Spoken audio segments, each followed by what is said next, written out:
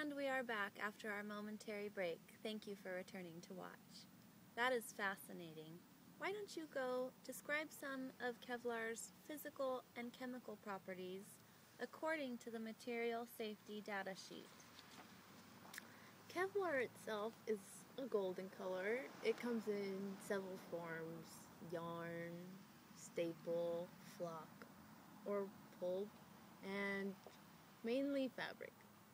It has no melting point but can have its strength decreased in extremely high temperatures. However, it does decompose at relatively high temperatures at about 800 to 900 degrees Fahrenheit.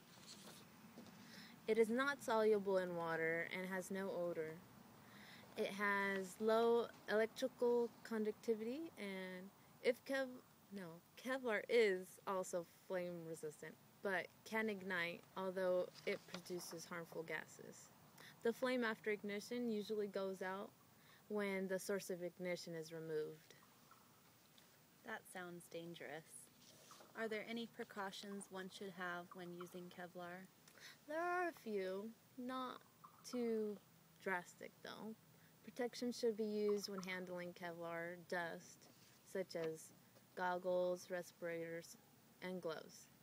This is because it could have minor effects on the body when it comes in contact, like with irritations to the skin, the eyes, and it could cause upper respiratory irritation or cold-like symptoms. What first aid knowledge should one have when using Kevlar? If Kevlar dust does come in contact with the eyes, they should be flushed for at least 15 minutes. If Kevlar is inhaled, enough to make breathing difficult or even painful, you should give oxygen and contact a physician. If it irritates the skin, you should wash the skin, apply hand creams, and wash contaminated clothes. But irritation, if it continues, you should seek medical attention. What's certain as well is that if Kevlar is ingested, which hardly happens, a physician should be contacted immediately. Even though it's not toxic, it may cause problems with your digestive system. Is there a certain way to dispose of Kevlar after use? Yes, but it depends on the state and local regulations. But it should never be flushed down waterways because it's not biodegradable. Now that we know more about Kevlar's properties, how about you familiarize us with the main uses and products of Kevlar?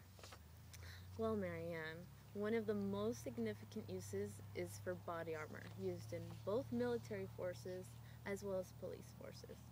It's most commonly used with bulletproof vests.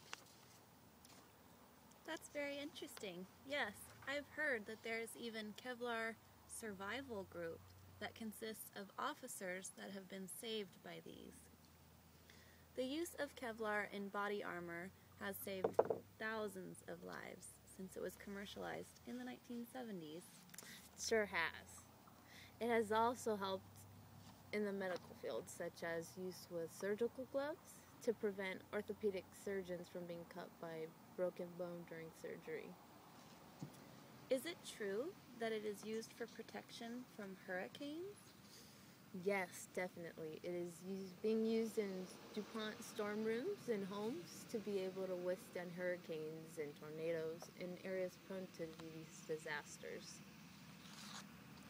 And are there any other products containing Kevlar that consumers might be familiar with? Certainly.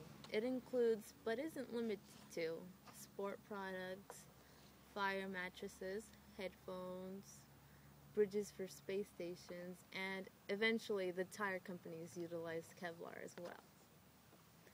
Well, that's all the time that we have today. Thank you again, Ms. Kwolek, for taking time to share with us your story about Kevlar. You're very welcome, Marianne. I'm Marianne Martinez. I'll see you next time. Where's Kevlar when you need it?